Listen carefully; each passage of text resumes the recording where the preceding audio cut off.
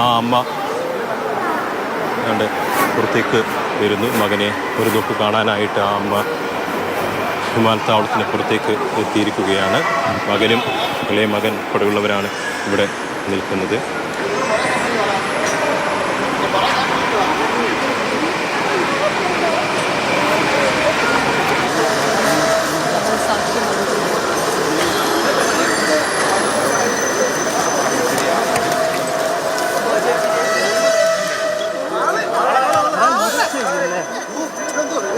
മനോജ്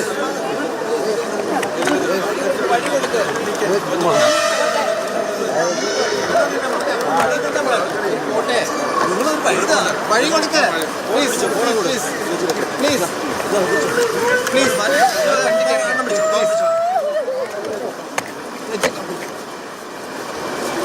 നീങ്ങി നിങ്ങൾ വാ വാ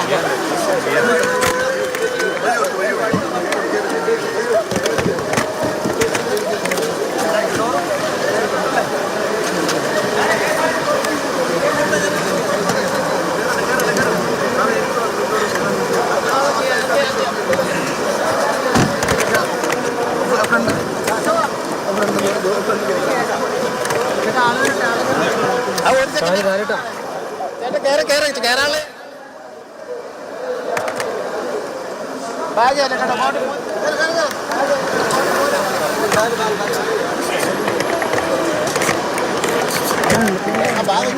സാറേ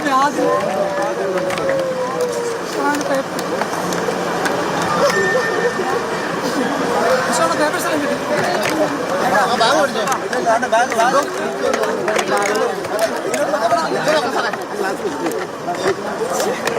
ബാഗ് ഓടിച്ചോ അതിന് ഓടുന്നത് പിന്നെ വെച്ചോളാം സാറേ. ഇത് മാത്രമല്ല ഇവിടെ സാറേ. സാറേ ഇത് മാത്രമല്ലോ സാർ ഈ ബാഗ് മാത്രമേ ഉള്ളൂ.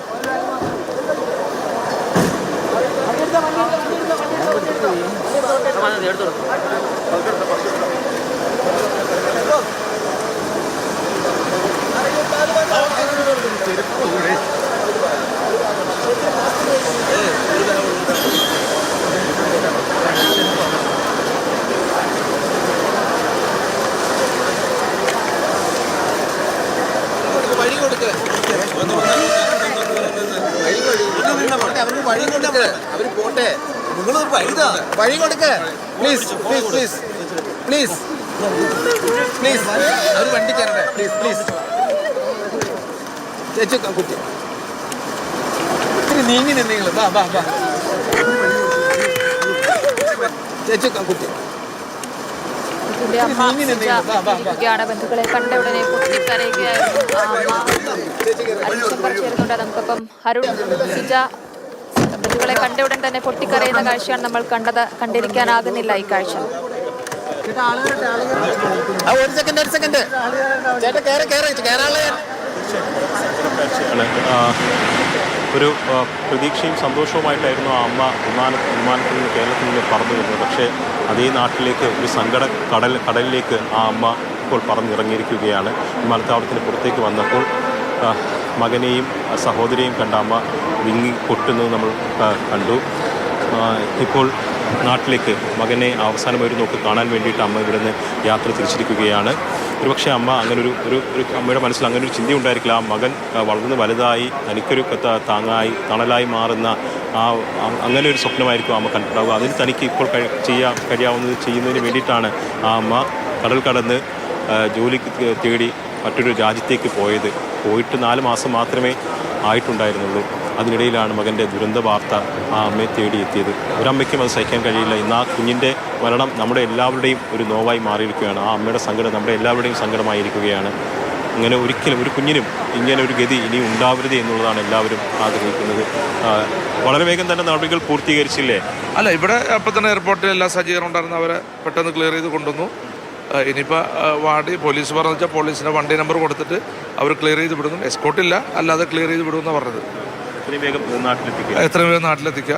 അവർ കുവൈറ്റിൽ വന്നിട്ടാണ് ഇങ്ങോട്ട് വന്നത്. 6 മാസമായിട്ടുള്ള പോയിട്ടുള്ളൂ. ഞാൻ സംസാരിച്ചു. പിന്നെ ഒരു പരിധി കൂടുതൽ നമുക്ക് സംസാരിക്കാൻ പറ്റില്ലല്ലോ. ഒരു മാനസികാവസ്ഥ ആ ഒരു ഇതാണല്ലോ.